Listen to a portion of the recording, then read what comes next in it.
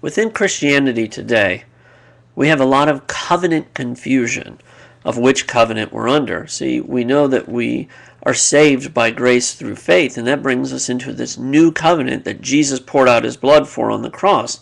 But almost immediately, many go back to the old covenant or the law in order to live their lives. As a matter of fact, what they're doing is they're mixing these two covenants.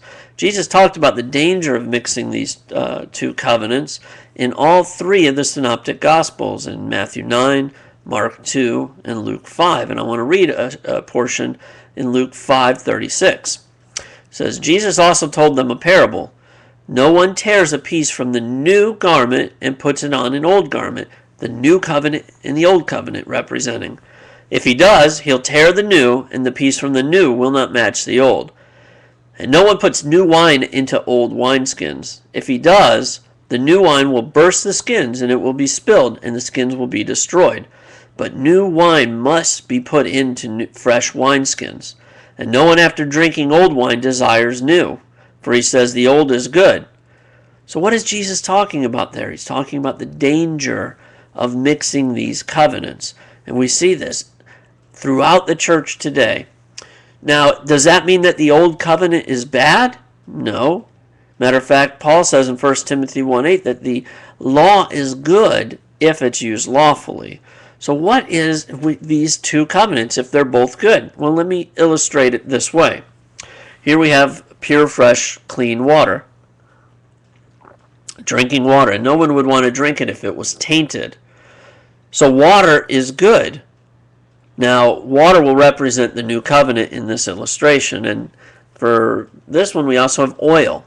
Now, oil is good and is necessary for living. Right? We use oil in paints and plastics. We use oil to fuel our economy, to drive our vehicles. Basically, without oil, we would go back to the steam engine age. So oil itself is good. Now, we have two good substances, but what happens if we mix these two substances together? Even if it's just a little tiny bit, even if it's just a little bit, maybe 1%, would you still want to drink this water if it was tainted with oil? Or how about if we put 99% oil and just a little bit of water? Would we want to put that oil in our car, or would we want to put pure oil in the car? Well, the fact is, as soon as you mix these two, you get a useless product. Matter of fact, it becomes a polluting product. Think about it in the Gulf right now. We have the Gulf oil spill, the biggest ecological disaster that is happening in the U.S. right now. Why? We have two necessary and good things being mixed together. But what happens is it creates something that was never meant to be. And then we have to actually go back in and separate these two substances out and clean this out and purge it so that we can have back the clean substances. Well, that is what happens when you mix this new covenant reality with the old covenant. I see it mixed all the time. People are going back to the Ten Commandments in order to live their lives. They're using Old Testament tithing laws to bring the Christian that's under a new covenant back into the old covenant. They mix the two all the time. Now remember what Paul says in Romans 6 and 14, and I'll end it on that.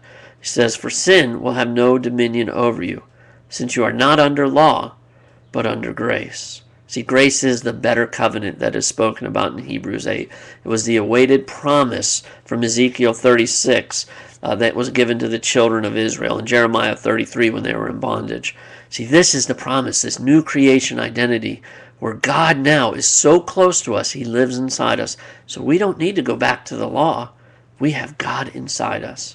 So live today in the freedom that Christ has purchased for you. And don't go back under that yoke of slavery under the law, because all it does is negate both the law and grace.